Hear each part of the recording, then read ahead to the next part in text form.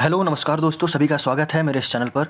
तो देखिए, ये जो वीडियो होने वाला है ये वो है डीवी से रिलेटेड, यानी कि जो आपका 1767 अमीन का जो डॉक्यूमेंट वेरिफिकेशन जो 31 जनवरी से शुरू होने जा रहा है और 7 फरवरी तक चलेगा बिहार बीसीईसी बोर्ड पटना में। तो उसके लिए कौन कौन से डॉक्यूमेंट्स की आप लोगों को ज़रूरत है, जिनका भी रोल नंबर इस डीवी के लिस्ट में आया है वो सभी, माफ़ कीजिएगा, वो सभी अपने निम्नलिखित जो भी मैं बोलने वाला हूँ, आगे जो मैं बताने वाला हूँ, उन डॉक्यूमेंट के साथ आप प्रस्तुत हुए अपने डेट और टाइम के हिसाब से। ठीक है, तो अपना रोल नंबर देख लीजिएगा, आपका कौन सा डेट को पड़ा है और कौन से समय में आपको वहाँ पर प्रस्तुत होना है। तो चलिए हम लोग इस चीज़ को शुरू कर लेते हैं, आखिर हमें किस किस डॉक्यूमेंट्स की ज़रूरत है जो हमें वहाँ दिखाना पड़ेगा अपने निर्धारित समय और तिथि के हिसाब से। तो सबसे पहला जो डॉक्यूमेंट है वो है आपका ओरिजिनल एडमिट कार्ड। जो भी आपने एग्ज़ाम दिया था, अमीन का जो रिटर्न एग्ज़ाम हुआ था, उसका जो एडमिट कार्ड है, ठीक है। और ध्यान रखिएगा कि उस पर वो इन्विजिलेटर का साइन और क्या कहते हैं वो स्टैंप जो वेरीफाइड का होता है वो भी लगाना जरूरी है। इन्विजिलेटर का साइन तो सबसे ज़्यादा इंपॉर्टेंट है, ठीक है। तो ओरिजिनल एडमिट कार्ड आपका होना जरूरी है। दूसरा वो वहाँ पर प्रस्तुत करना होगा। दूसरा है original admit card, original marksheet, original certificate of matriculation और equivalent examination for proof of age. अब मुझे नहीं पता कि ये लोग 10th का एडमिट कार्ड लेकर के करेंगे क्या, क्यों? क्योंकि मैक्सिमम क्या हर एक जगह पर मार्कशीट एंड सर्टिफिकेट्स देखा जाता है। अब एडमिट कार्ड 10th का कोई एग्जाम कोई 10th दिया होगा 2008, 2009, 2010 में, तब का एडमिट कार्ड कौन रखता है? लेकिन इन लोगों ने मेंशन कर दिया है। अब क्यों मेंशन किया, वहाँ पर जाकर के पता लगेगा क्या इसका कोई विकल्प है। ठीक है, तो अपने अगर जिनके पास है, जिनके जो देख लीजिए अपना डॉक्यूमेंट्स आपने जहाँ रखा है, होता है कभी कभार मिल जाता है और जिनका नहीं है तो उसके रिगार्डिंग आप क्या कहते हैं, कुछ अपने बोर्ड के थ्रू कुछ ऐसा पेपर वो बनवा लीजिए, सो दैट कि वो चीज़ आपको क्या कर ले, बचा ले। ऐसा ना हो कि आप बिना एडमिट कार्ड के आप वहाँ पर चले जाएं। ज़्यादा संभावना हमको जैसा लगता है कि मार्कशीट एंड ओरिजिनल सर्टिफिकेट को ही देखेंगे। क्यों? क्योंकि इन्होंने इसको मेंशन किया हुआ है कि हमको बस प्रूफ ऑफ एज देखना है ना, अगर एज का प्रूफ देखना है बस उसके लिए, तो वो तो आपको ओरिजिनल सर्टिफिकेट जो होगा उससे भी काम बन जाएगा।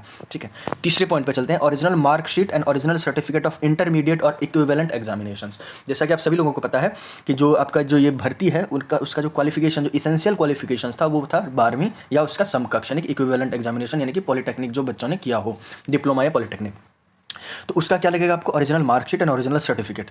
तो जो 12th वाले होंगे उनका तो ओरिजिनल उसमें मार्कशीट होगा और ओरिजिनल सर्टिफिकेट होगा। लेकिन जो पॉलिटेक्निक डिप्लोमा वाले होंगे, डिप्लोमा में चूंकि जो पूरा सेशन होता है वो सेमेस्टर वाइज होता है, तो जो 6th सेमेस्टर का 3 साल का जो डिप्लोमा होता है, 6th सेमेस्टर का जो मार्कशीट होता है वो ओवरऑल में वहाँ पर मार्क्स लिखे जाते हैं, टोटल में कितना ऑब्टेन किया गया है कैंडिडेट या स्टूडेंट्स के द्वारा। तो आप 6th सेमेस्टर का भी लाइएगा, प्लस में पहले के सारे सेमेस्टर का भी लेते आइएगा। ठीक है, तो ये है इक्विवेलेंट एग्जामिनेशन वालों के लिए।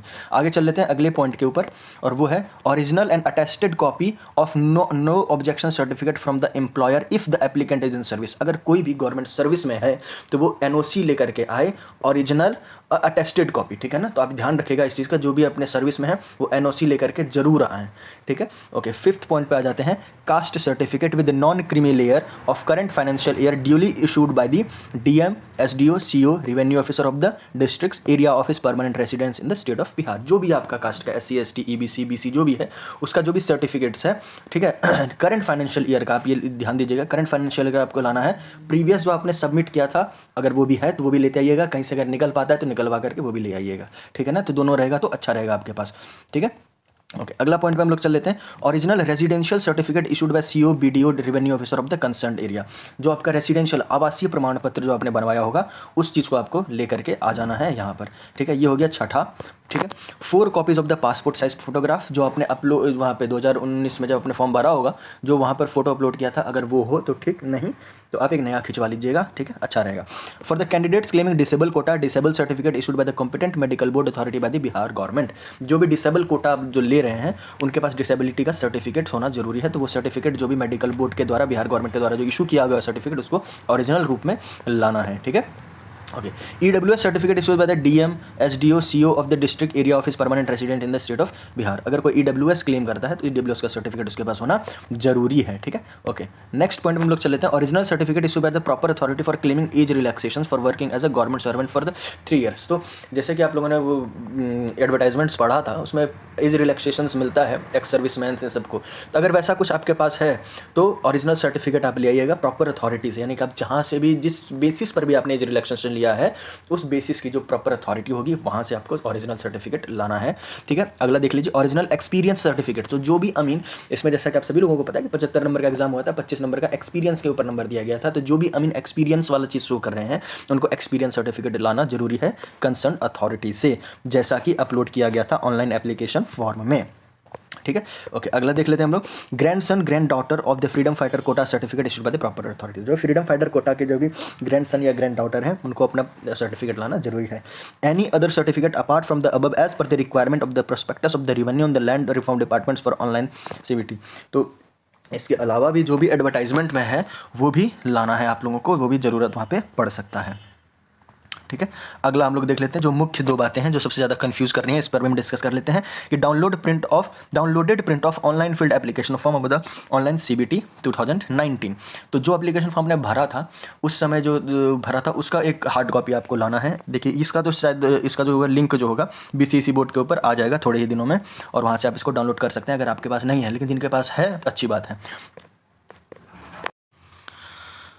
अगला जो है वो है verification slip in 2 copies as downloaded along with biometric form 1 copy. तो ये वाला जो चीज़ है, जिस दिन आपका डीवी होने जा रहा है उसी दिन आपको वहाँ पर बीसीसी बोर्ड के वहीं पर ही कई लोग मिले बैठेंगे जो कि वेरिफिकेशन स्लिप जनरेट करके देंगे।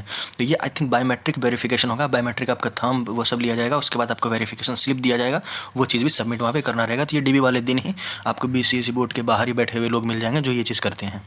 ठीक है,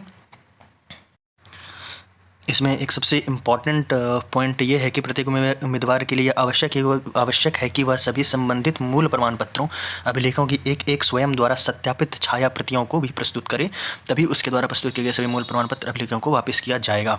तो जो भी डॉक्यूमेंट्स आप सबमिट कर रहे हैं सबका एक फ़ोटोकॉपी कर लीजिएगा, एक क्या बल्कि 2 या 3 फ़ोटोकॉपी का सेट बना लीजिए, और सभी पे सेल्फ अटैच्ड मतलब अपना सिग्नेचर और नीचे लिख दीजिएगा सेल्फ अटेस्टेड। ठीक है, और ये चीज़ सबमिट कीजिएगा तो जो ओरिजिनल वाला होगा वो वहाँ पर आपको वापस कर दिया जाएगा। ठीक है, तो ये थी जो भी जानकारी थी इसमें। ठीक है, आपको कोई और अगर डाउट हो तो आप कमेंट में लिख सकते हो। ठीक है, तो इतने सारे डॉक्यूमेंट्स आपको चाहिए वहाँ पे प्रोड्यूस करना है। कैरेक्टर सर्टिफिकेट सब जो है वो आपका जो होगा जब ज्वाइनिंग होगा उसी समय आपको देना रहेगा, अभी नहीं देना है उस चीज़ को। बाकी और भी कोई अगर क्वेरी हो, कोई डाउट हो तो आप कमेंट में लिख सकते हो। ठीक है, तो मिलते हैं किसी अगले वीडियो में, तब तक के लिए जय भारत जय हिंद।